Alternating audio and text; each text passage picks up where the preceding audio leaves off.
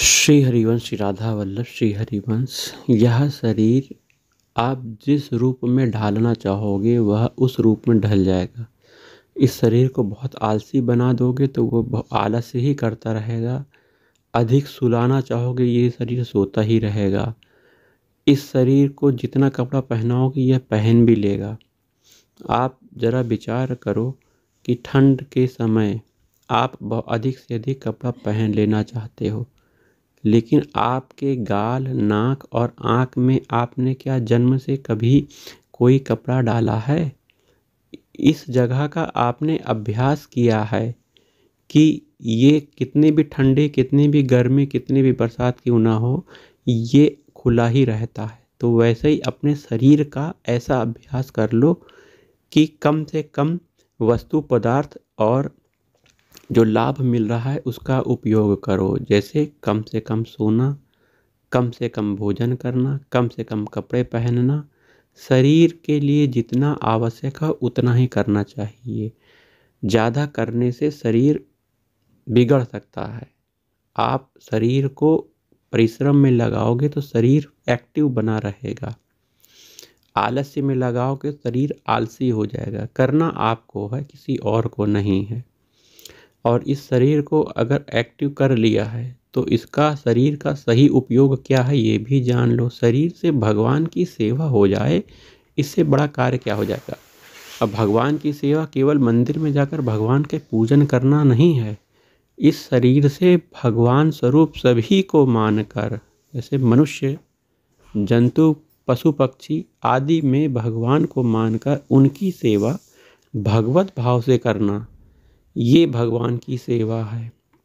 वहीं संत महात्मा ईश्वर के तुल्य हैं, गुरु जी भगवान स्वरूप हैं, तो उनकी भी आज्ञा पालन करनी चाहिए। उनकी ही आज्ञा पालन करनी चाहिए। गुरुदेव के आज्ञा पे ही जीवन को चलाना चाहिए।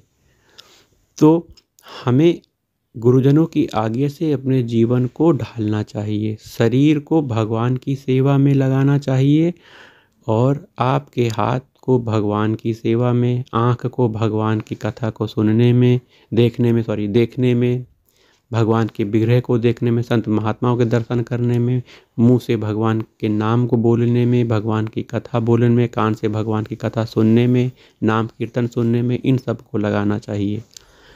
तो ये शरीर की सेवा हो गई। और ये सेवा किस लिए? भगवान की सेवा। भगवान अर्थात संपूर्ण शरीर संसार में मेरे भगवान का वास है। और किसी की भी हम सेवा कर सकते हैं, लेकिन कैसे? भगवत भावना मानते हुए सामने। ये नहीं कि मैं ये सेवा कर रहा हूँ तो इसमें अभिमान आ सकता है अगर भगवत भावना नहीं मानी तो हमें अपने परम पूज्य गुरुदेव की आदेश का पालन करना चाहिए। उनका आदेश निरंतर नाम जाप है। निरंतर नाम जाप आपका चलता रहे और साथ में सेवा भी चलती रहे। इससे बड़ा आनंद और सुख कहीं नहीं है कि भगवान का स्मरण आपके जीवन में हो रहा है। हर परिस्थिति में, सुख में, दुख में आपको भगवान का नाम नहीं छोड़ना है। और भगवान का नाम नहीं छोड़ेंगे तो हमेशा आनंद ही आनंद आपके हृदय मन मंदिर में बना रहेगा।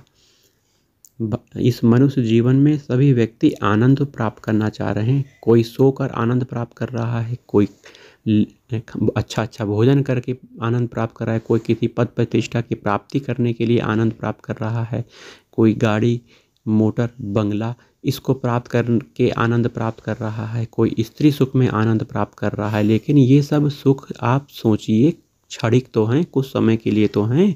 क्या ये सुख हमेशा रहेंगे? क्या यह शरीर हमेशा रहेगा? नहीं। हमेशा भगवान का नाम, भगवान की सेवा, भगवान का चिंतन, भगवान की लीला रहेंगे। तो हमेशा भगवान का नाम जाप करिए। नाम में परम आनंद है। जब इसको आप लगातार अखंड रूप में ले आएंगे और भगवान से अपनापन करेंगे, भगवान के शरणागत होंगे, तब आपको आनंद प्राप्त होगा। शुरुआत में आनंद नहीं मिलेगा।